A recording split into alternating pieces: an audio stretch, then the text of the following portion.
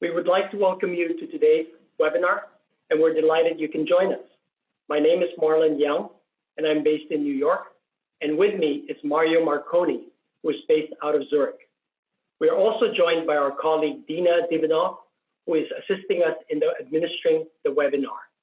We hope you're doing well and staying healthy during this challenging time, and we appreciate this opportunity to talk to you about the role of the family office during the COVID-19 pandemic. Our objective in hosting this seminar is to share observations on the challenges that some families and family offices are facing in the current environment, and to recommend 3 actions family offices can take to strengthen their performance and effectiveness during the pandemic. We will present for approximately 30 minutes, and we will then transition into a discussion where we will welcome your comments and questions. Please feel free to submit your questions throughout the presentation by clicking on the Q&A button that you can find below your screen. We will circulate the slides of the presentation via email tomorrow. To kick off the session, Mario will start by discussing some trends we are seeing in the family office and how they are being impacted by COVID. Thank you very much, Marlon. Ladies and gentlemen, also from my side, a very warm welcome to this webinar. So let's get started. And to kick off the discussion, I would like to start with presenting a definition of the term family office so that we all have the same understanding of what we're going to talk about today. Why this relevant is because the term family office has been overly used, inflated, is very fashionable these days, but still carries a lot of unclarity what exactly it means. And one of the reasons is obviously that family offices come in very different forms and shapes. So what you see on the slide is our definition of family office. A family office being a private office set up by a family to perform a number of activities for the family in 4 key areas: investment management, legal and tax, administrative and lifestyle services, and support of the family governance. Important to say that today we will only focus on single family office, meaning family office set up by a family to support their own needs and financial affairs. We will not talk about multifamily offices or commercial offices, as sometimes they're referred, or other forms of support that families might get in the market.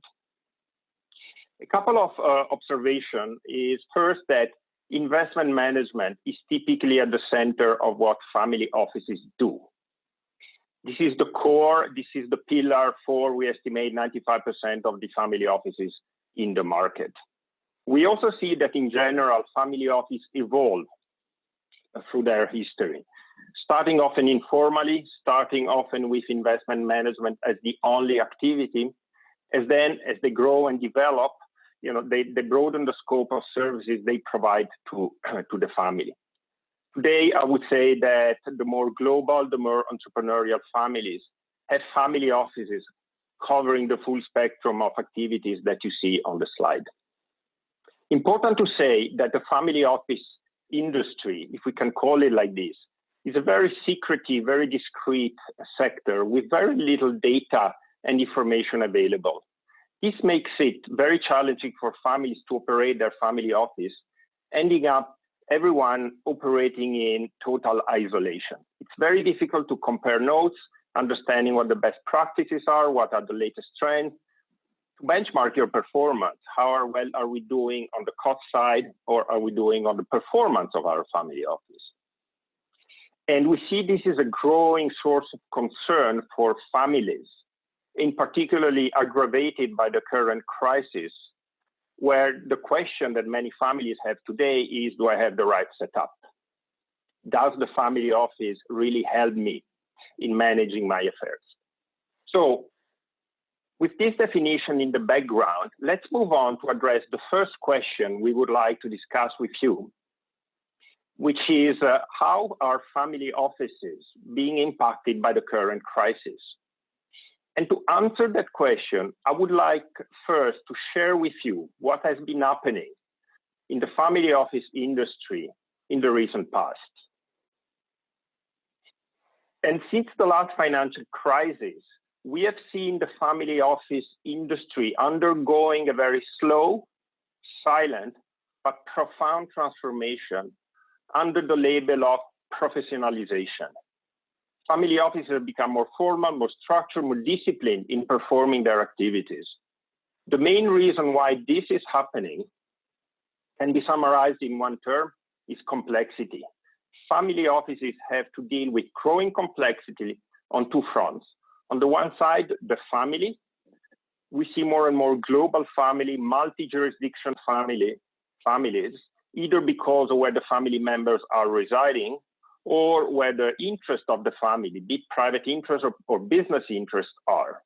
On the other side, family office, like everyone, is facing a highly complex and fast-changing legal, tax, regulatory framework requiring a high degree of specialization to properly serve families. This has led to a number of trends in the market, starting with growing operating costs. It is estimated today that running a family office costs around 1% of the assets that the family office manages, a number which is estimated to have grown by at least 50% in the last 5 to 7 years. We also see growing outsourcing of activities.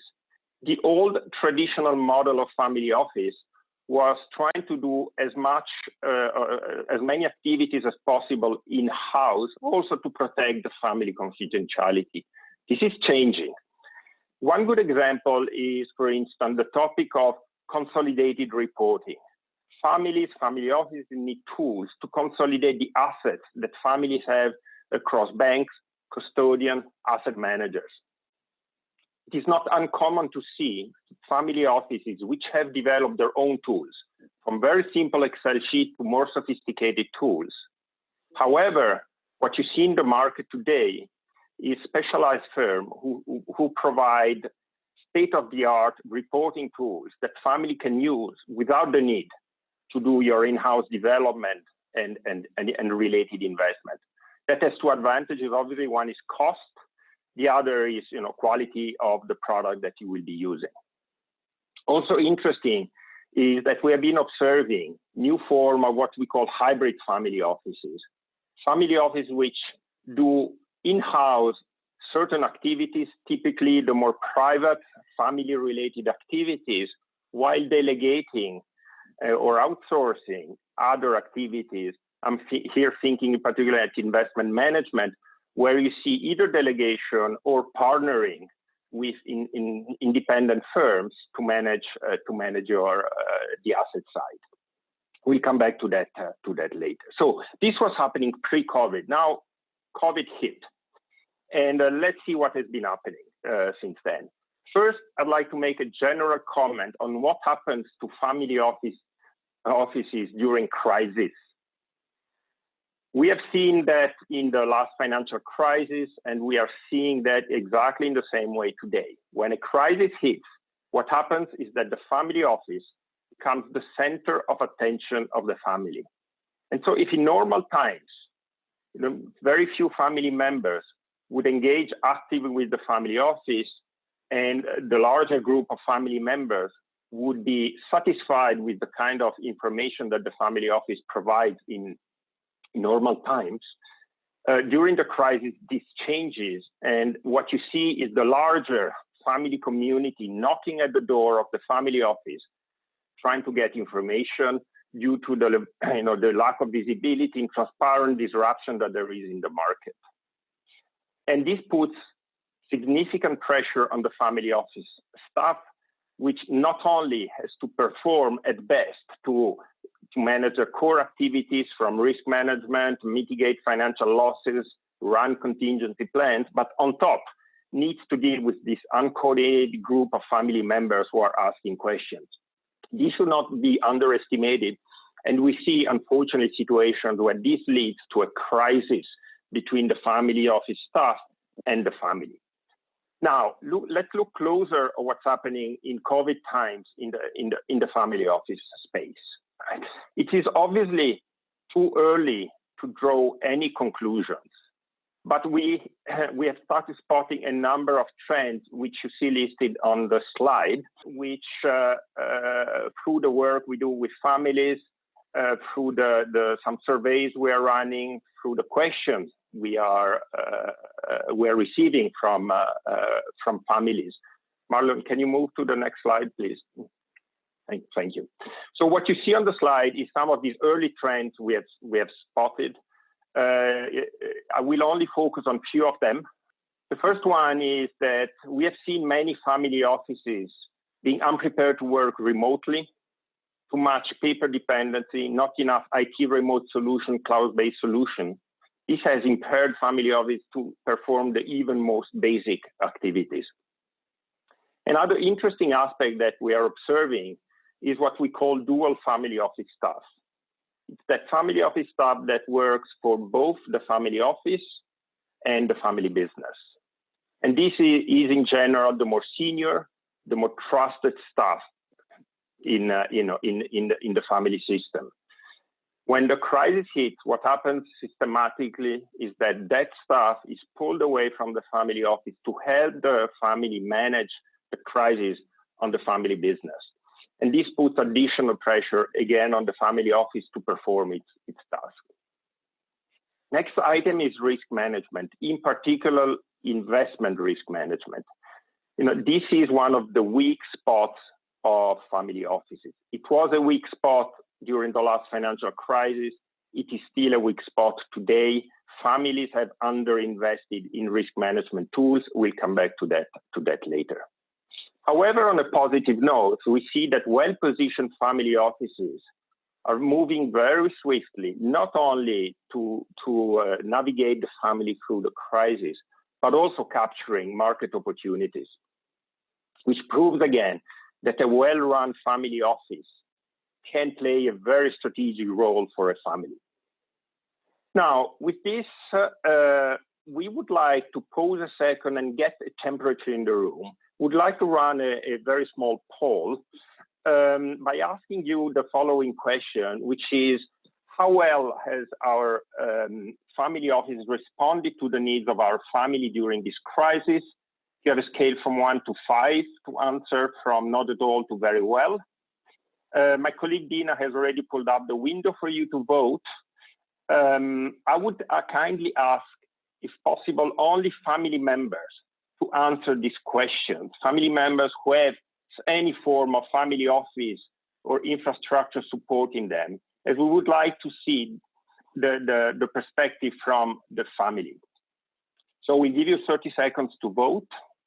If we would have the time and a different setting, it would be interesting to then to ask the same question to the family office staff to see how big the gap is. In general, there is a gap. So here you already see the results. And we see that in general, people are fairly satisfied how the family office has supporting them, which corresponds to what we are seeing in general. People are okay, but there's definitely room for improvement.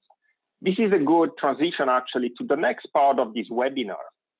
We would like to focus on few areas which we believe are key for the family and the family office to focus on to successfully navigate through the crisis. So those three areas are: first, risk and investment management. Second one is engaging with the family even more regularly than in normal times. And third is about strengthening your family office organization. We'll go through each of these three areas, starting with risk management and investment strategies. We have identified two sets of measures that you can take. On the one side, what we call emergency measures, what you need to do when the crisis hits, things you need to do immediately. And then we look at, in a second, to measures which you can take once you have the crisis under control. Starting with the constant assessment of your market exposure and related risk. You need to know at any moment what your market exposure is, what your risks are. This is fundamental to then be able to take decisions. As I said earlier, this is an area where family offices are today struggling. They don't have often access to the quality of information they need, and the timeliness to get access to that information is often too long. If you don't have the right infrastructure, it's important to get support from independent provider, investment professional with whom you work, or do things manually, but you need to have that as a basis. Connected to that, you need to be in the market to gather information. You cannot remain a passive investor in markets like the current one. I'm here thinking in particular at the more illiquid part of investment portfolios. I'm thinking at private equity, private debt, hedge funds, as these tend to be more intransparent asset classes. We all know the big questions which are out there on the overall private equity industry. We know that there are some questions on some of the private equity funds, not to talk about private debt funds, many of which are still trying to quantify their potential losses. You cannot wait to receive that information, because often when you get it, it's too late to act. You need to go and scout for that information. Next item is crisis investment committee with family members. You need to set up such a committee. In moments like this, you need to be able to make fast investment decisions. And therefore, you need to have all the decision makers at the table in order to act and move fast. In that context, it's also very important that these investment decisions take into consideration the needs of the family. Here I'm thinking in particular at the family business, the operating business of the family. We are talking to many families whose operating business is struggling in the current environment. We see that some families have invested already capital back in the business. Others are considering it.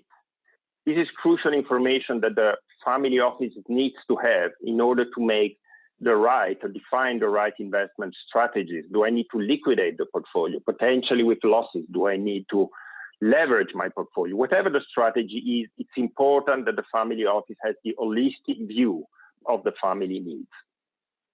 Last item is liquidity. Cash is king in these markets, particularly for family office, on two fronts. On the one side, to support the family, be it on the business, as we just discussed, or sometimes supporting the family on the private needs. But also, if you want to take advantage of the market opportunities, you need to actively manage your liquidity. So these were the more emergency short-term measures. Now, if we look beyond the immediate, there's many areas which we have identified as opportunities for improvement. Starting with governance, talking about investment governance. It's important that you set up your investment governance, investment policy, investment committees, whatever that will be. Sounds trivial, sounds very basic, but that there are around 50% of family offices out there that don't have investment policies in place. And experience tells if you don't have the right investment governance, you will be slow in decision making. Sometimes you will not even react to what's happening in the market.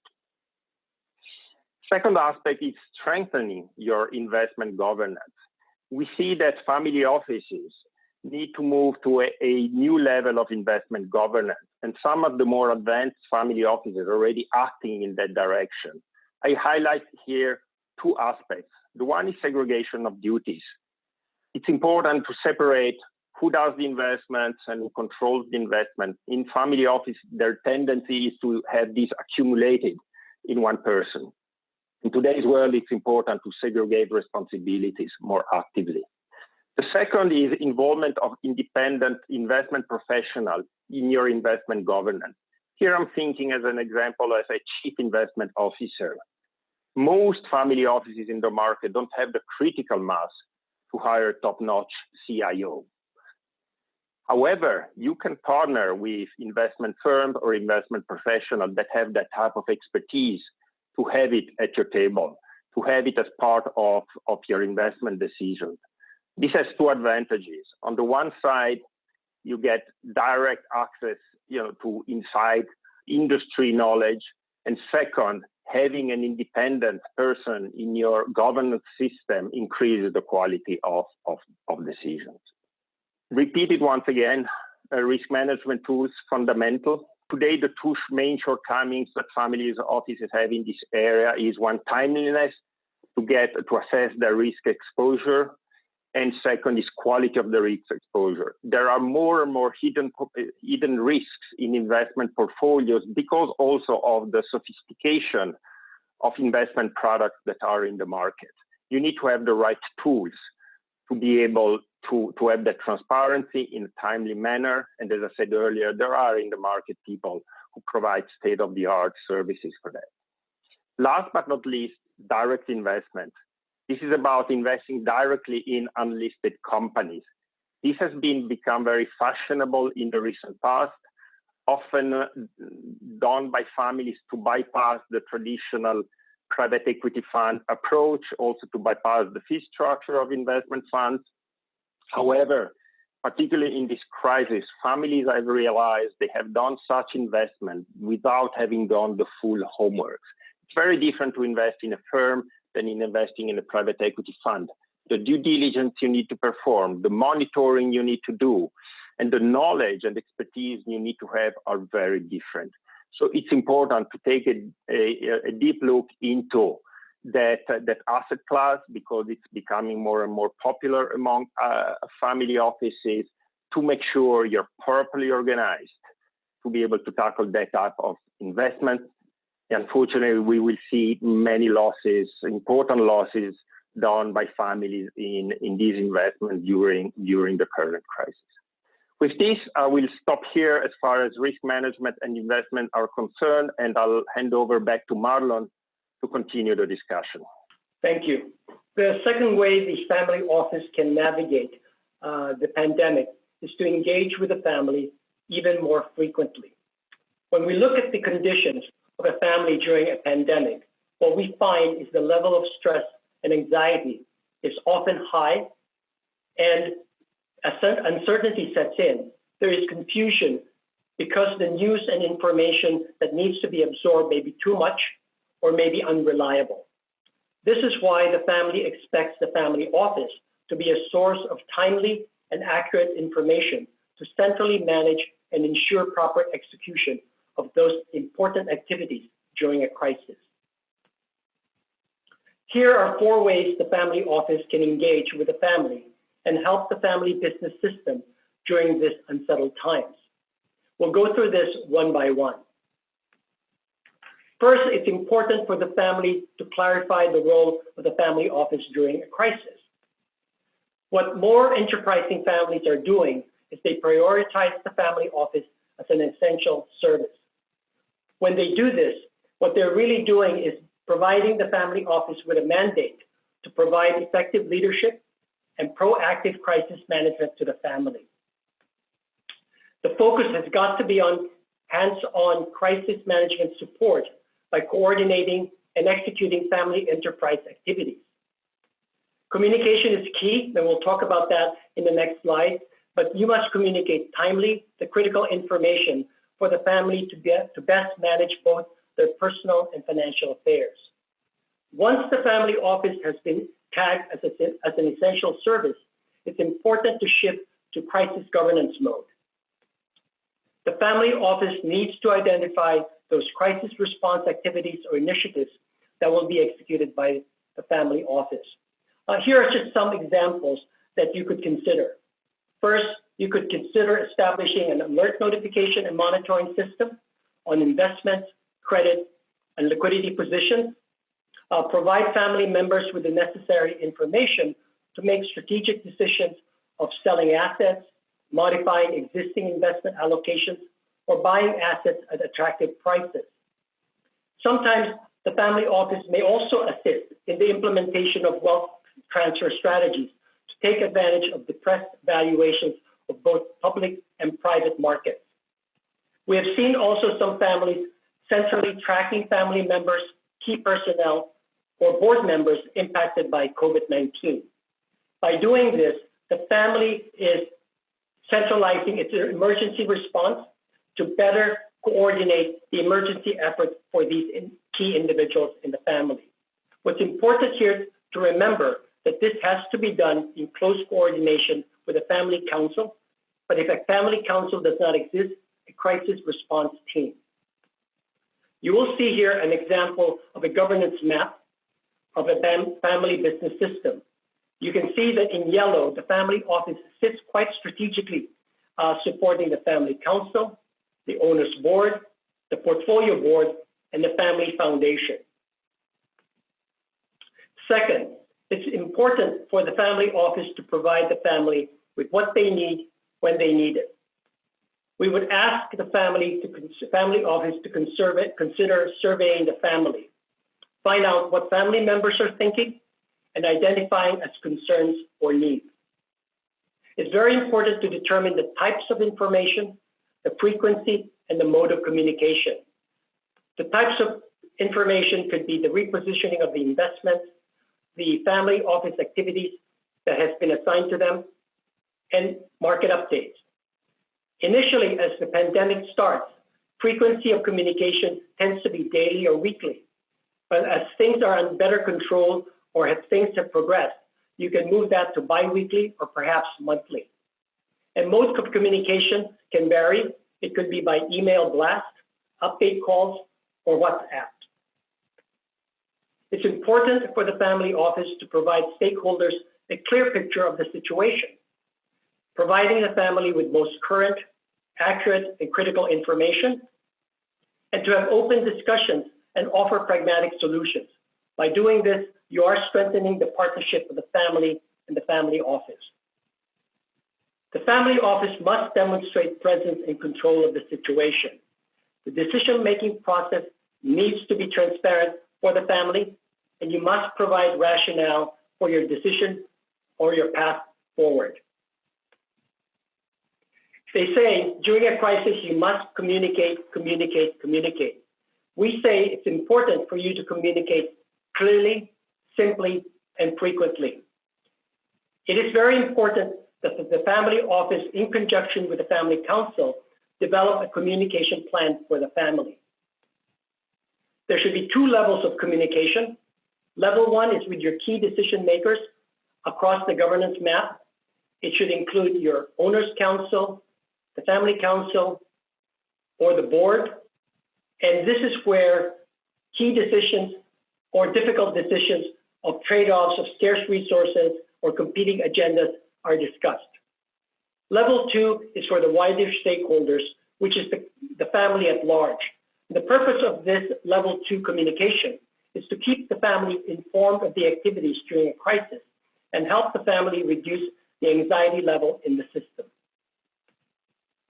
Frequent communication is key, and the reason for this is because information changes quickly during a crisis, and the information needs of the family does evolve in a crisis. The family office must be viewed as a trusted voice in a crisis.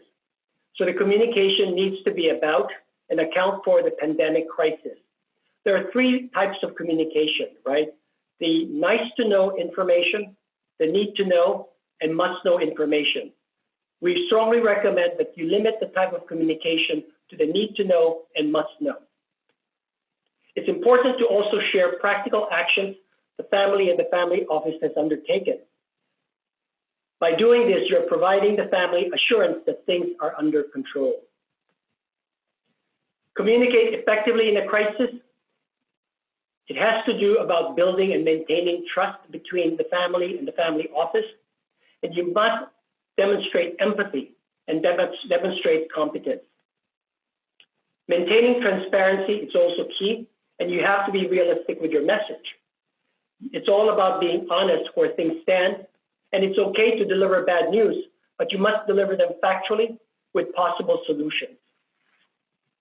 With COVID-19, what we are witnessing is a large number of business families that are stepping up and doing good for employees and the community. Share positive stories and uplifting moments and recount how the family and its business is contributing to COVID-19. It's very important that this situation, that you celebrate the positive. And the family office being a repository of a lot of the information can help distribute and celebrate the positive information with the family. It's also important to help family members to help. What we have found is many family members want to help, but they don't seem to know how to help. Helping improves well-being and reduces stress, and responding to crisis in a generous and innovative way truly is quite enriching. Here are some examples of how families have been contributing back to the community. They're doing direct philanthropy, they're donating goods and services to people in need, they're keeping services available even if customers can't pay, they continue to pay employees, they continue to provide assistance to those who are in need. Consider ways the family can share and care for the stakeholders. In particular, keep in mind the elderly. For COVID, these are the critical at-risk population, and for the younger generation in the family group, because these people have never experienced COVID and probably have never seen a crisis before. It's also very important to build community. This is about having the family stay in touch and be together, because it's been difficult during a lockdown, travel restrictions, and social distancing. Encourage a sense of broader community. Help the family by coordinating the virtual happy hours, the chat groups, the end of week celebrations, and maybe even video tours. And also, sometimes individual family members need broad outreach, or you can consolidate and create small groups to get together to just really build the bond. These are just great examples for you to reinforce your family brand, your image, your reputation, all towards the goal of family unity. The third way the family office can navigate the COVID is to really strengthen the family office organization. What we have found with the pandemic is that this has brought the family office into uncharted territory. Many family offices were able to see cracks and gaps in their infrastructure, in their decision-making and investment process, and their risk management practices. COVID offers the potential to catalyze change and strengthen the family office with a target to improve prevention, preparation, and response to the next crisis. The silver lining for the family office is that the families are likely to be more open and supportive to new ways of running the family office, provide resources and funding, as they themselves have seen the shortcomings and they personally have been impacted by this crisis. Here you see 3 ways to strengthen the family office, and I'll go through this one by one. With COVID, what we have seen also is a new way of working, the new mobile work environment or working from home for an extended period of time. The challenge has been, it needs right tools, training, software, hardware, and technology, and many family offices fell short in having these tools and equipment. We would recommend, as you move forward, to shift to a paperless culture, to consider digital technology and digitizing workflow. By digitizing your workflow, you do reduce the number of actions required to accomplish a task, obviously reduce paperwork, you avoid performance inconsistencies, and you facilitate error-free functioning. What also has happened with COVID is families and family offices have started to realize that you can actually use remote communication for your meetings using Skype, Microsoft Teams, or Zoom. If you do decide to go to a digital culture, you must shift to a cloud-based technology. It's a single place to manage data, reports, investments, performance documents, communication with the family. It's secure electronic documentation storage, and the data updates are done in real time. Should you decide to do this, you must redesign your governance structure and framework to fit the technology investments you have installed. It must support 3 layers of digital service: information, which is data and content; platform, which is your APIs, your feeds, your web content management systems; and presentation, which is your delivery mechanisms, which are your websites, your social media, your mobile apps, and other devices. Your policies, practices, and procedures must meet a digital ecosystem. As Mario has said, many of the family offices have also shifted to third-party service providers. What has happened with COVID is a number of service providers have failed to step up during a crisis. It is very important that you understand the business continuity plan and the risk management plans of your service providers. We suggest that you contact your service providers, learn about their BCPs and RMPs, and really inquire that during COVID, what has actually happened to their service capabilities. Question them and ask about their contingency plans. You should conduct an audit of all of your systems and technologies that is dependent on service providers, and make sure that you don't rely on their BCP and that you have your own contingency plans in place in case their BCP plans fail. Another risk has emerged with COVID. Being a global pandemic, what we have found and we have heard from families is this geopolitical risk. If your service provider is actually operating not in the same country jurisdiction as your family office, it could be in China, India, or the Philippines, that because these countries may have high infection rates or higher infection rates or stricter measures in terms of their lockdowns and quarantines, they actually have had difficulties in delivering their service to your family office. So this geopolitical risk needs to be taken into account if you actually have service providers that are not in your same country of jurisdiction. Finally, it's very important to strengthen your overall risk management. You must create a crisis management plan. What we have seen in many family offices is that the family business has a CMP, but it fell short with regards to their family office. By having a CMP, you are defining what your crisis means and when that triggers the CMP. You're able to conduct a risk assessment and identify those situations and events that could disrupt your business or your family office activities. Determine those business impacts at the service level, at the family level, and your ability to execute. Identify contingencies and build a plan around it. You need to also select and train the crisis management team that will support the CMP. Examine, test, and refresh your disaster recovery and business continuity plan. Another important point is to refresh the family office staff and family members on safe cyber and risk practices.